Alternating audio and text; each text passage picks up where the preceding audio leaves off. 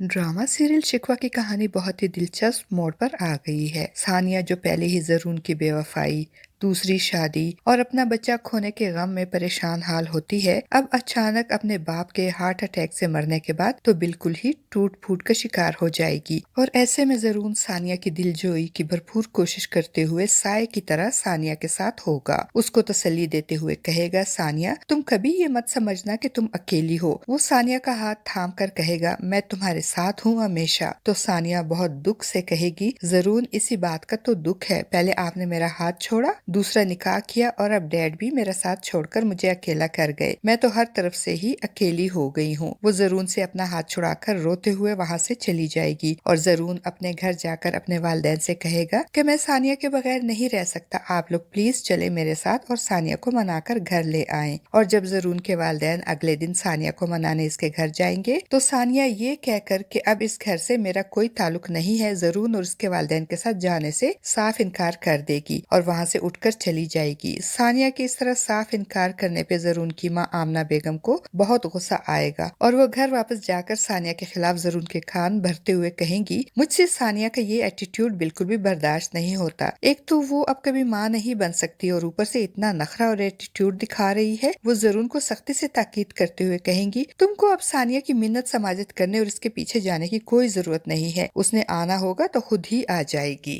वो जरून से मजीद कहेंगी, और हाँ जरून एक बात मेरी कान खोल कर सुन लो, तुम उस लड़की किरण को तलाक नहीं दोगे। अपनी माँ की बात सुनकर जरून को गुस्सा आ जाएगा और वो अपनी माँ से कहेगा, किरण को तो मैं हर हाल में तलाक देकर ही रहूंगा, क्योंकि हमारे घर में जो कुछ भी हुआ है और हो रहा है इस सब की जिम्मेदार किरण है और किरण से निकाह करके मैंने जो गलती की है, अब इस गलती का अजाला मैं किरण को तलाक देकर करूंगा। जरून वहाँ से उठकर किरण के पास जाएगा और उसे कहेगा, तुम्हारी वजह से मेरा हंसता बसता घर उजड़ गया, तुम्हारी वजह से मैंने अपना बच्चा खो दिया और मेरी बीवी नाराज है मुझसे, वो मुझसे बात तक नहीं करती। अब मैं तुमको तलाक दे दूंगा और वो भी अपनी बीवी के सामने। तुमको मेरे साथ चलना होगा और मेरी बीवी को सब सच बताना होगा कि मैं बेकसूर हूँ, मेरा तुमसे कोई ताल्लुक नहीं। और फिर उसी वक्त मैं अपनी बीवी के सामने तुमको तलाक दे दूंगा। और किरण जो कभी मजलूम बनकर और कभी बीमार बनकर जरून की हमदर्दी और तवज्जो हासिल करती रही है, अब एक बार फिर ड्रामा करेगी और चकराकर सोफे पर गिर जाएगी और जरून को ये बावर करवाने की कोशिश करेगी कि एक तो वो बहुत बीमार और कमजोर है और दूसरी तरफ जरून की बातें सुनकर उसे सदमा हुआ है और वो चकराकर गिर गई है। और पहले की तरह इस बार भी जरून किरण के ड्रामे को सच समझकर इसके झांसे में आ जाएगा और अपनी हमदर्द फितरत की वजह से, किरण की तबीयत की खराबी की वजह से किरण को सानिया के पास लेकर नहीं जाएगा और इस तरह किरण को कोई नया ड्रामा करने, कोई नई चाल चलने के लिए वक्त मिल जाएगा। और दूसरी तरफ जरून की माँ भी अब सानिया से नफरत और किरण से जरून की औलाद होने के लालच में किरण से मिलने जाएगी। किरण को अपनी बहू तस्लीम भी कर लेगी और किरण को अपने घर ले जाने की कोशिश भी करेगी। तो किरण के तो वारे न्यारे हो जाएंगे और वो खुशी खुशी आमना बेगम के साथ इनके घर चली जाएगी। अपनी माँ की इस हरकत पे जरूर बहुत तिल मिलाएगा,